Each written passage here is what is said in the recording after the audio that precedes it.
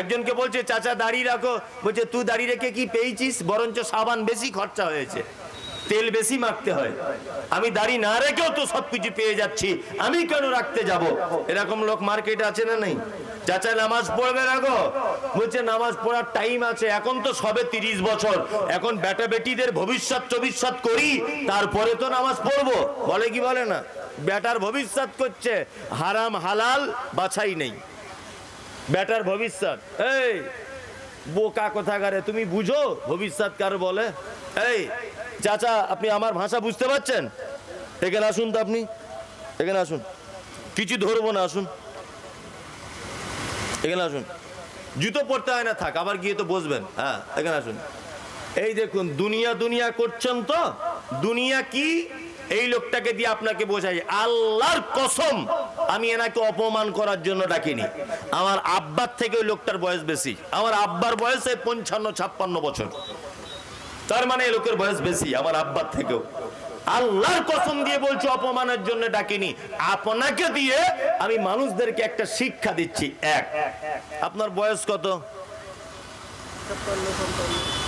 60 বছর। আপনার আব্বা বেঁচে আছে? কতদিন আগে মারা গেছে? 25 বছর হয়ে গেল। এদিকে দেখুন, আমি আপনাকে একটা নতুন জিনিসের অভিজ্ঞতা দিচ্ছি। তাহলে আপনার বয়স 60 বছর, স্টেজে যারা আছেন সবাই দেখুন, আপনার আব্বা মারা গেছে 25 বছর। আচ্ছা আপনি ইমানদারির সঙ্গে বলবেন, সত্য হোক মিথ্যা হোক, যেটাই হোক সেটাই বলবেন। এক, আচ্ছা বলুন এই 25 বছরে কোনোদিন আপনি আপনার বাপের কবরের সাইডে দাঁড়িয়ে বলেছেন রব্বির হামহুমা কামা রব্বায়ানি সাগীরা, আল্লাহ আমার আব্বাকে ক্ষমা করে দাও? দোয়া করা যায় কিন্তু কবরে। আচ্ছা যান যান যান, আপনি এটা জিজ্ঞেস করার জন্য যান, গিয়ে বসে যান। তাহলে উনি একদিনও কবরের কাছে গিয়ে বলেনি রব্বির হামহুমা কামা রব্বায়ানি সাগীরা। ওই লোকের আব্বাও কিন্তু টাকা পয়সা জমা করেছিল ওর ভবিষ্যতের জন্য, করেছিল না? বলুন করেছিল কিনা? যে লোকটা রাতের অন্ধকার, পৌষ মাসের হাড় কাঁপানো কনকনে ঠক ঠক শীতে, গরমকালে রোদ্দুরের তাপে সবকিছুকে সহ্য করে ওনার ভবিষ্যতের জন্য টাকা পয়সা কামিয়ে গেছে, আমার বেটা যাতে সুখে শান্তিতে থাক, সেই বাপ 25 বছর কবরে শুয়ে আছে, একদিনও টাইম হয়নি যে বাপের কবরের কাছে গিয়ে বলা যে আল্লাহ তুমি আমার আব্বাকে ক্ষমা করে দাও। এর নাম পৃথিবী। এর নাম কি? পৃথিবী।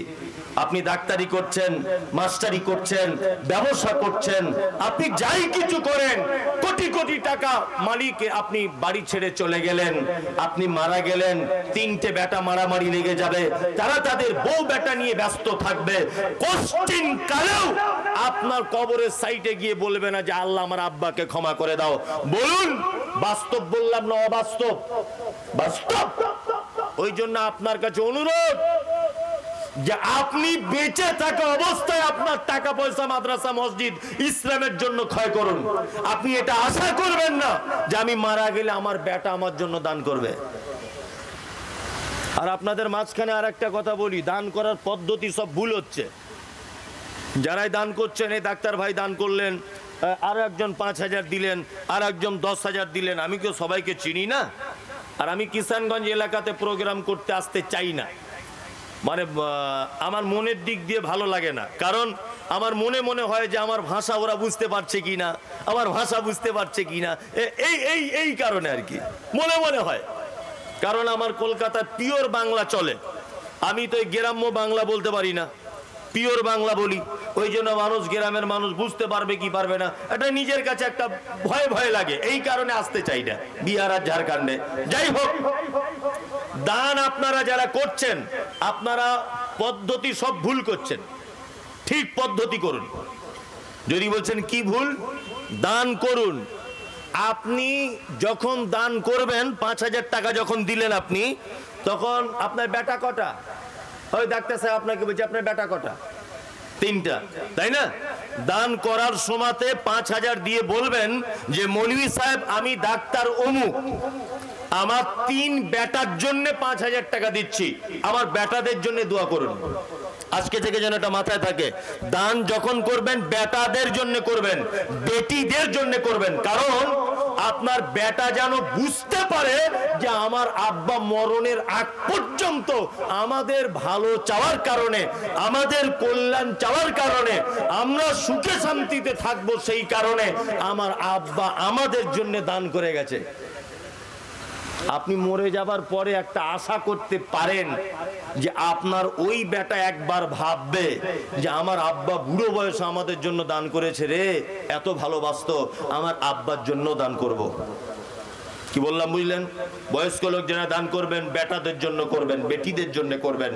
দুই, মায়েদেরকে বলবো, বিশেষ করে বাড়িতে যখন ভিখারি আসে, বাড়িতে যখন কোনো সাইল যখন আসে চাইতে, অবশ্যই আপনি আপনার ছোট বাচ্চাকে দিয়ে ভিক্ষা পাঠাবেন, আপনি নিজে যাবেন না। কি বললাম বুঝলেন? আপনার বেটি আছে না 4 বছরের, বাটিতে করে চাউল হোক, 5টা টাকা হোক, তার কাছে দিয়ে বলবেন মা যাও গিয়ে ভিখারিকে দিয়ে এসো। কারণ এর থেকে তোমার বেটি শিক্ষা পাবে যে আমার মা কোনোদিন ভিখারিকে ফেরত দিত না, আমার আব্বা কোনোদিন অভাবী মানুষদের ফেরত দিত না। আস্তে আস্তে আস্তে আস্তে তোমার বেটা বেটি এগুলো শিখতে শুরু করবে। দানের ব্যাপারে তাকে আর কোনোদিন বলতে হবে না, অভাবী মানুষদের ব্যাপারে কোনোদিন ভাবিয়ে তুলতে হবে না। ঠিক বললাম না ভুল বললাম? তার মানে বোঝা যায় মাল আপনাকে বাঁচাতে পারে না। আল্লাহ বলছেন ইহসাবু আন্না মালাহু আখলাদা, পৃথিবীতে মাল কোনদিন কারো কোনো উপকার করতে পারবে না। বাদশা শাহজাহান নাম শুনেছেন? বেঁচে আছে? বেঁচে নাই। পশ্চিম বাংলার বামফ্রন্ট অর্থাৎ সিপিএম এর সব থেকে বড় নেতা ছিলেন কমরেড জ্যোতি বাবু, নাম শুনেছেন? মারা গেছেন, বেঁচে নেই। আছে? নেই। পৃথিবীর বাপুটা নেতা এক পর্যায়ে এটা বলেছে আনা রব্বুকুমুল আলা, আমি হলাম সারা পৃথিবীর আল্লাহ। নাম তার মিস্টার বেঈমান ফেরাউন। বাঁচতে পেরেছে? পারেনি। একটা কথা আপনাকে বলে রাখছি, শুনে রেখে দেন, টাকার ক্ষমতা, সম্পদ আর অর্থ, সম্পদ আর ক্ষমতা চিরস্থায়ী থাকে না। বাংলাদেশের সরকার নাম হলো তার শেখ হাসিনা, নাম আপনারা জানেন তাই না? ক্ষমতা আছে বলে আলেম ওলামাদেরকে খই মুরগির মতো, মুড়ি মুরগির মতো, যেমন ইচ্ছা ছাগল গরুর মতো টেনে নিয়ে জেলখানাতে বন্দি করে দিচ্ছে। দিচ্ছে না? অনেক সময়তে ছেড়ে দিচ্ছে, যখন ইচ্ছা ভরছে, যখন ইচ্ছা ছাড়ছে। যেখানে আজও পর্যন্ত মুসলিম কান্ট্রি হিসাবে সারা পৃথিবীর মানুষ জানে, সেই দেশের মাটিতে আজও পর্যন্ত সহিহ হাদিস এবং কোরআন বলার আলেম ওলামাদের অধিকার নেই। বাংলাদেশের সরকার হাসিনা, শুনে রাখো, আপনি তো ছোটখাটো একজন মহিলা, 12 হাত শাড়ি পরে ঘোরেন। আপনার থেকেও সারা পৃথিবীতে জবরদস্ত এবং ক্ষমতাবান নেতা, ফেরাউনের মতো নেতা টিকতে পারেনি, নমরুদের মতো নেতা টিকতে পারেনি, শাহজাহানের মতো বাদশা টিকতে পারেনি, সেকেন্দারের মতো বাদশা টিকতে পারেনি। পৃথিবীর মাটিতে অর্থ আর ক্ষমতা বেশি দিন টিকে থাকে না। তোমার আগে টিকে ছিল খালেদা জিয়া, এখন তুমি এসেছ তোমার ক্ষমতা দেখাতে গিয়ে হাদিস এবং কোরআনের অপমান করছ। শুনে রেখে দাও, এই ক্ষমতা বেশি দিন টেকানো যাবে না। আল্লাহ বলছেন ইয়াহসাবু আন্না মালাহু আখলাদা, কখনোই নয়, সম্পদ মানুষকে বাঁচাতে পারে না। আল্লাহ বলছেন কাল্লা, কখনোই নয়, লায়ুম বাদান্না ফিল হুতামা, অচিরেই তোমাদেরকে হুতামা নামক জাহান্নামের ভিতরে নিক্ষেপ করা হবে। ওমা আদরাকা মাল হুতামা, আল্লাহ নবীকে বলছেন নবী আপনি কি জানেন হুতামা নামক জাহান্নাম কেমন? আল্লাহ তাআলা তারপরে বলছেন হুতামা জাহান্নাম কেমন? নারুল্লাহিল মুকাদা, আল্লাহ বলছে এটা আমার নিজস্ব প্রজ্বলিত আগুন। আল্লাতি তাক্তালিউ আলাল আফইদা, জাহান্নামের আগুনের এত তীব্রতা যে মানুষের অন্তঃকরণ পর্যন্ত পুড়িয়ে ছাই করে দেওয়া হবে। ইন্নাকা আলাইহিম মুসাদা, এই হুতামা নামক জাহান্নামে মানুষকে বেঁধে রাখা হবে ফি আমাদি মুমাদ্দাদা, এবং আগুনের তৈরি করা খুঁটিতে তাদেরকে জিঞ্জিল দিয়ে বেঁধে রাখা হবে, যাতে তারা কেউ পালাতে না পারে।